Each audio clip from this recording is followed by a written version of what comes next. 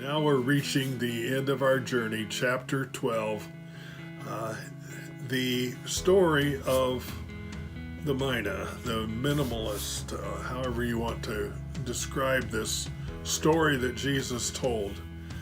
And Luke says he told it because he was trying to correct some of the people's thinking that he would be coming back in a second return right away.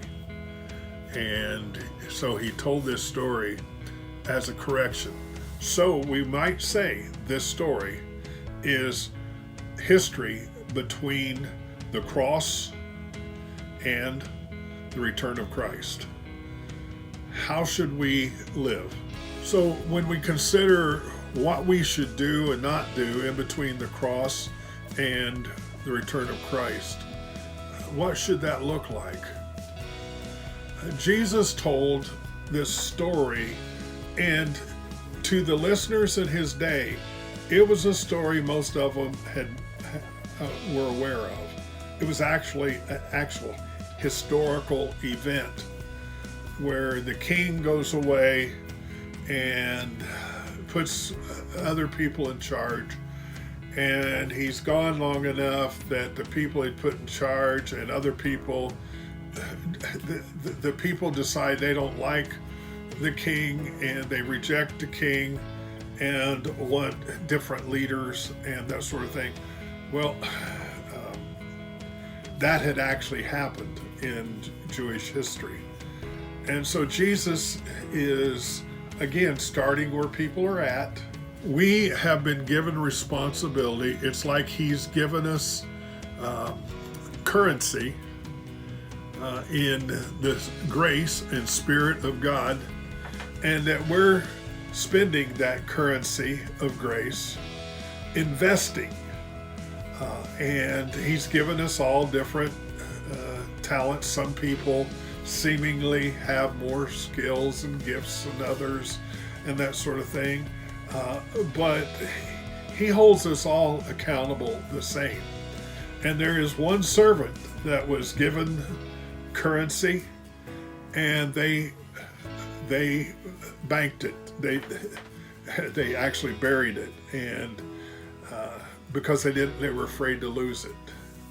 Well, that would be similar to someone who said, I'm not going to risk anything for God because I'm afraid I'll lose what I have with him, or I'm too embarrassed, or I'm not a talker. I don't want to talk about Jesus to people. But the people who were willing to risk their investment, those were the ones that Jesus really commended. And that does fit our world, our culture today. What am I willing to risk for the kingdom of God? What am I willing to invest of my time, my money, my resources, my effort, my energy? And that's what's supposed to take place between the cross and his return. Somebody said that we should live as if Jesus is returning today, and yet we should live as if it will be a long time before he returns. A lot of people have lost faith because they say, well, he hasn't come back. It's been 2,000 plus years. He's not coming back.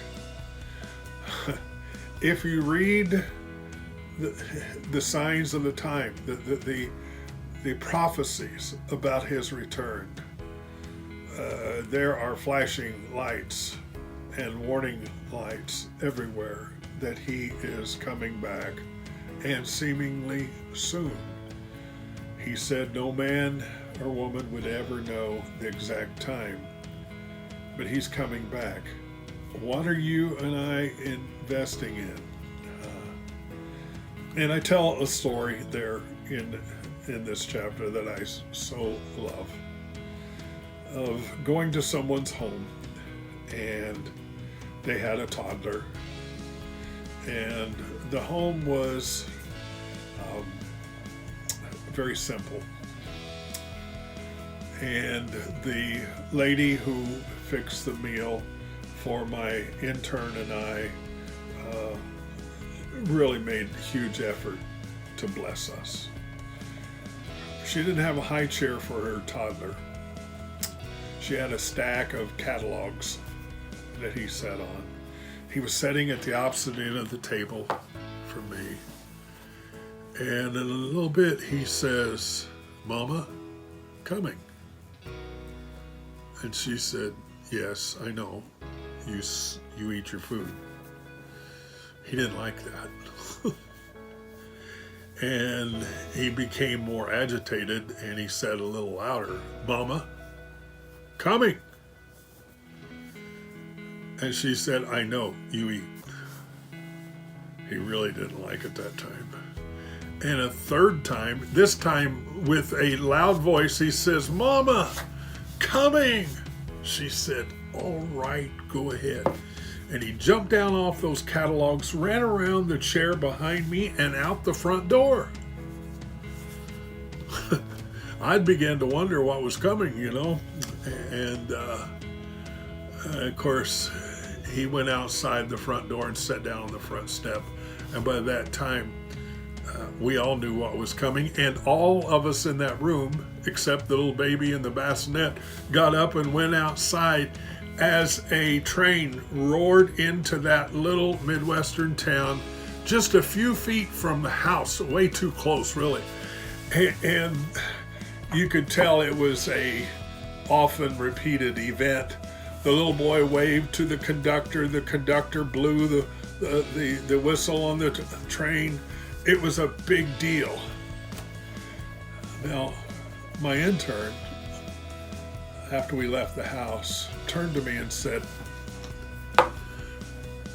"Prof, did you hear that train coming?" And I said, "No, I did not." And he said, "But he sure did." And then the intern said, "I think he was listening for it, wasn't he?"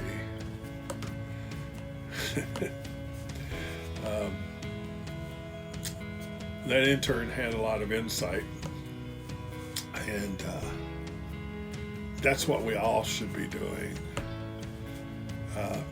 Often, people have referenced as a metaphor that trains are coming being the second coming of Christ.